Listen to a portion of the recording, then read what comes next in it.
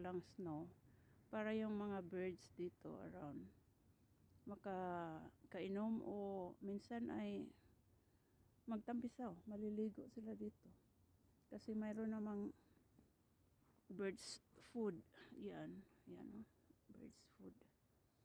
So dito din sila maliligo, iinom ng tubig. Ngayon dahil nga nag-snow kagabi, mayroon nga pang minsan ay may ano pa kung sa ulan patalit na spread pa dito sa ano kasi makulimlim pa dito sila iinom. Sige nga, ito nga ang susukatin natin guys, ilang inches ito. Ang inches, ito ang roller ko.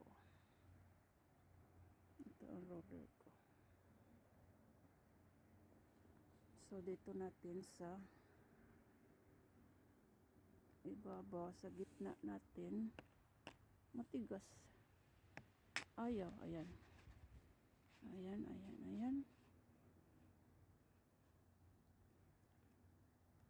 Ganyan.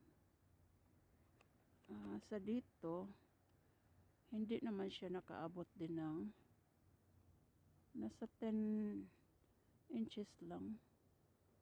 Ayan. Ito 10 yan. 11, 12. Ito yung 12 inches dito. 10 inches dito. Dito sa unahan. Tingnan natin dito sa unahan. Dito ako sa likod ng bahay, guys. Wala tayong mayroon din minsan ibang mga birds din na nag-ano dito. Namumuhay kahit sa umaga. Yun. Dito natin susukatin. Dito. Pag dito ako lulusog. Lulusog na. Mapasukan ang boots ko ng tawag nito. Ayun yung mga mama doon sa labas. Naglinis sa cars nila doon. At saka yung isa naman doon nag-spread ng salt. Kaso lang nag-spread man sila ng salt, pero matatabunan pa rin ang salt ng tawag nito. Matatabunan pa rin. Ano bang ginagawa niya? Nag-spread pa rin. Sige na. Sila na doon. So dito lang ako liwaliw muna sa gilid-gilid kasi ayaw kong tumamak. Ayaw kong lumusog dyan sa malalim na snow, guys. Hindi naman sa ganong ma-drown tayo dyan.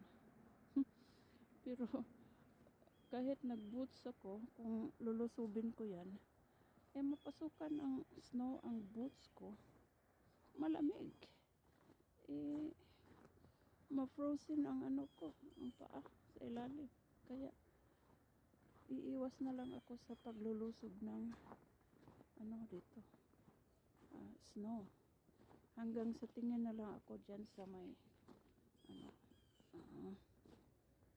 dito sa aking surroundings dito. Maganda nga sana, pero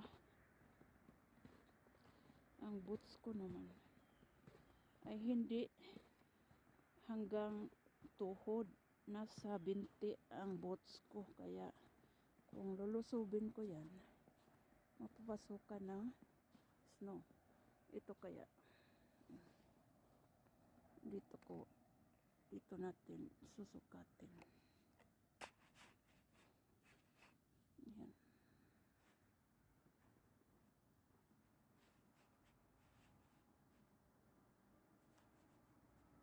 Mga 12 inches dito Kasi ma-feel ko na yung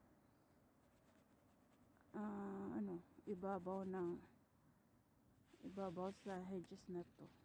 Dito ba? Ma-feel ko na sa roller ko. So, hanggang 12 inches din siya. Kaya, hanggang dito lang ako ah, mangunguha ng na-accumulate na snow dito sa kapaligiran namin sa ngayon. Kasi, parang mukhang may papatak pa eh. Kasi kulimlim pa ang kalangitan.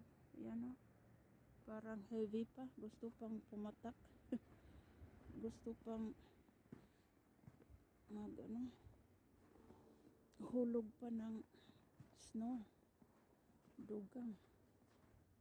Dito naman, pag titingnan natin dito, ito na nga na plow na dito, tinabi lang nila.